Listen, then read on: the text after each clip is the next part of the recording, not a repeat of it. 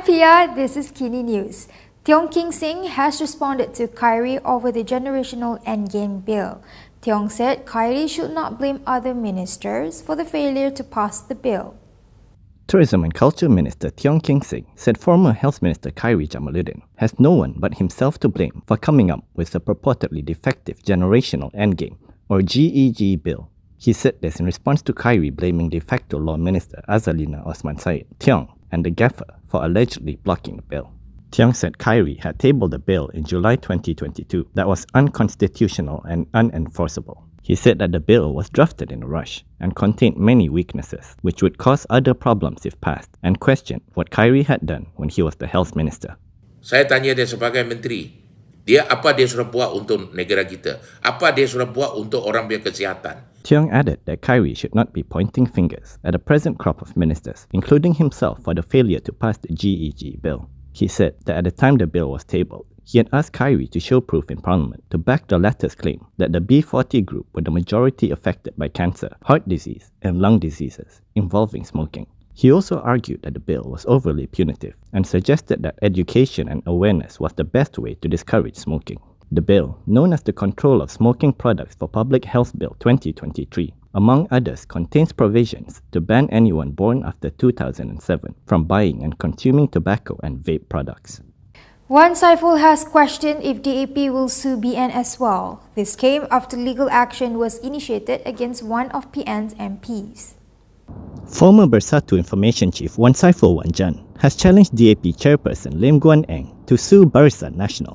This is over allegations contained in their 15th general election campaign booklet. Speaking to reporters in Parliament today, the Tasik Glugol MP said the booklet included claims similar to the ones recently made by Kepala Batas MP Siti Mastura Muhammad linking DAP leaders with former communist leader Chin Peng. Ini bukan satu isu yang ditimbulkan oleh Perikatan Nasional semata-mata. Dan asal usulnya adalah dari sini. Jadi sekiranya ada apa-apa tindakan yang hendak diambil, saya menggesa pihak-pihak daripada DAP ini supaya berlaku adil, dan kalau nak ambil tindakan undang-undang, pastikan dia ambil tindakan undang kepada mereka yang mencetak dan mengedar buku ini. Ini isu sebenarnya. Dan saya tertunggu-tunggu juga bila Yang Berhormat Bagan Lim Guan Eng nak mengambil tindakan undang-undang terhadap UMNO dan Barisan Nasional terutamanya, atau mungkin Barisan Nasional sebab ini namanya atas nama Barisan Nasional. He pointed out that the BN booklet also mentioned other DAP leaders who were cited by Mastura as being related to each other and Chin Peng, and said that if DAP wants to clear the name, they should take action against BN as well. Wan Saiful, however, declined to comment on whether Siti Mastura had referred to BN's booklet as a source of her claims. Yesterday, Guan Eng confirmed that he has initiated legal action against Siti Mastura for her claims that he is related to Chin Peng. Sputih MP Teresa Kok had also confirmed that she will be suing Siti Mastura for defamation after the past lawmaker failed to respond to her letter of demand. When asked for comments on Wan Saiful's call to take action against BN, Teresa said that none of the BN leaders have said these things in public. While we are on the topic of Siti Mastura, another DAP MP has revealed that they will be taking action against the past leader. Seputih MP Teresa Kok has announced that she will file a defamation suit against Kepala Batas MP Siti Mastura Muhammad soon. This is over Siti Mastura's remarks affiliating several DAP leaders, including Teresa, to the Communist Party of Malaya. In a press conference today, Teresa said Siti Mastura had failed to respond to her letter of demand that was filed on November 10th, which expires today. Sampai sekarang, sampai hari ini, saya masih tidak terima apa-apa surat tentang mohon maaf dan tentang kenyataan yang dibuat itu. Jadi saya pun dah arahkan yang peguam saya untuk ambil tindakan mahkamah defamation terhadap beliau. Sebenarnya yang kenyataan yang dibuat oleh YB Dr. Mastura ni sebenarnya juga berbau hasutan. Hasutan, bukan saja perkauman dan juga hasutan. Ini seditious.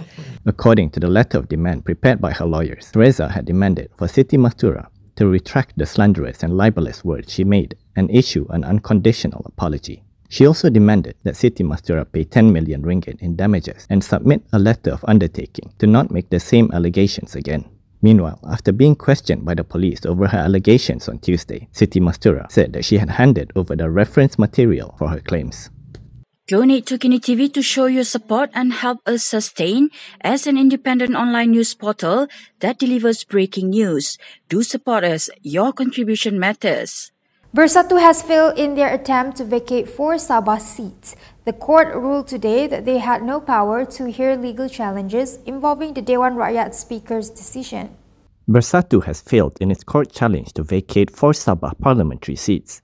The Kuala Lumpur High Court this morning denied leave for the party to proceed with its judicial review. During open court proceedings today, Judge Armajit Singh ruled that the courts have no power to hear legal challenges involving the decision of the Dewan Rakyat Speaker. He added that this is in line with Article 63(1) of the Federal Constitution, which deals with the privileges of Parliament. It states that the validity of any Parliament's proceeding or any related committee should not be questioned in any court. He also made no order to cast.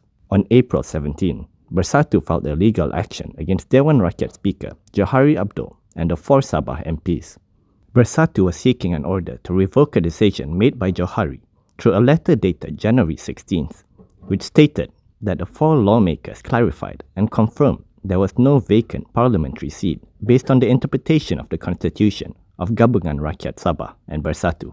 Bersatu also sought a declaration that the 4 MPs ceased to be members of the Dewan Rakyat in line with Article 49A of the Federal Constitution, as well as an order for Johari to confirm the 4 seats as unoccupied. In the 15th general election, the 4 MPs were elected under the GRS banner, which included Bersatu as a coalition member. However, GRS ended its alliance with Bersatu after the national polls, and the 4 MPs decided to leave the party. PAS is unaware of any attempts to get their MPs to support Anwar Ibrahim. Fadli Shari said this in response to a question on whether their MPs had also been courted to support the Prime Minister. PAS Information Chief Ahmad Fadli Shari said the party was unaware of alleged attempts to entice its lawmakers into supporting Prime Minister Anwar Ibrahim's administration. He said this when asked if any PAS MPs had been approached to support Anwar. Setakat ini dalam makluman kita tidak ada. Yesterday, in a report, Utusan Malaysia had quoted a source who claimed that a PAS MP was sighted on multiple occasions entering the government backbenchers lounge. Meanwhile, when asked for his comments on the 4 Bersatu MPs who had pledged support for Anwar, Fadli said the matter should not be linked directly to the party, but rather as individual actions. He added that he was confident Bersatu will take the necessary actions to stop this activity. Ia merupakan tindakan-tindakan individu dan individu ini tidak boleh dikaitkan dengan parti. Ya, kita kecewa, tetapi kita harapkan supaya mereka yang pergi ke seberang sana dapat menimbangkan semula tindakan mereka untuk menarik balik apa yang telah mereka laksanakan. The Speaker has clarified that only 3 of the 4 Bersatu MPs who had pledged support for Anwar requested to change seats in the Dewan Rakyat. Dewan Rakyat Speaker Johari Abdul told Malaysia Kini that only 3 Bersatu MPs had requested for change of seats in the Dewan Rakyat. This is despite 4 of the party's MPs pledging support for Prime Minister Anwar Ibrahim. Johari said they had changed the seating arrangement for 3 of the MPs because they requested it. He added that the other one hasn't made a request. Since October 12, Bersatu's Kuala Kangsar MP Iskandar Zulkarnain Abdul Khalid, Labuan MP Suhaili Abdul Rahman, Gua Musang MP Muhammad Azizi Abu Naim, and Jeli MP Zahari Kacik had pledged to support Anwar. As of yesterday, only Suhaili, Azizi, and Zahari had their seats relocated. The 4 MPs are still Bersatu members. Their loyalty towards Anwar has not been put to the test, as no block voting has been called during the ongoing Dewan Rakyat meeting. They are also not affected by laws designed to discourage MPs from defecting, because it will only be triggered if they voluntarily relinquish their party membership. Bersatu has suspended Iskandar and Suhaili's membership for 4 and 6 years respectively. The other 2 have been referred to the party's disciplinary committee.